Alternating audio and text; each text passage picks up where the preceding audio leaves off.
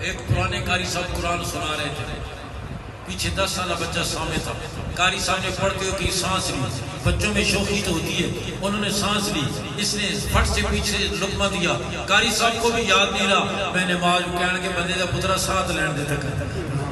اس انداز میں جہاں چھوٹے بچوں اور بچوں کی زبان کی نوک پر ہو، قیامت کی صبح تک کوئی طاقت اس کے ایک زیر زبر میں تبدیلی نہیں لا سکتی۔ دعا کرو اللہ میں اس قرآن سے تعلق نصیب ہو آمین۔ ہمیں اپنا تعلق، ہمیں قرآن سے تعلق نصیب فرمائے، گھروں میں قرآن کی تلاوت کی توفیق نصیب فرمائے، ہمارے گھر قرآن کے نور سے منور ہو جائے۔ آج ہمارے گھروں کا ماحول نیٹ کا، فیس بک کا، موبائل کا، پہلے وقتوں میں وہ بٹیرے باز ہوتے تھے، ہاتھ میں بٹیرا پکڑ سارا دن یوں کر، وہ بٹیروں کی جگہ موبائل آ گیا۔ میں نے کئی مسجدوں میں دیکھا فرض کی نماز کے انتظار میں، اگلی صفوں میں مقتدی فرضوں کے انتظار میں مسجد میں بیٹھے ہوئے اپنا موبائل نکال کر لگے ہوئے، پچھلی صاحب میں مولوی صاحب اپنا نکال کر لگے ہوئے۔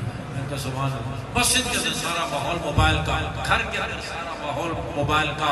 دعا کرو اللہ کرے ہمارے گھروں کا ماحول قرآن کا ماحول، اس کی نیت کرو قرآن کا ماحول بن جائے گھر کا ماحول، اور ہم روزانہ نیت کریں کہ انشاءاللہ قرآن کی تلاوت کریں گے۔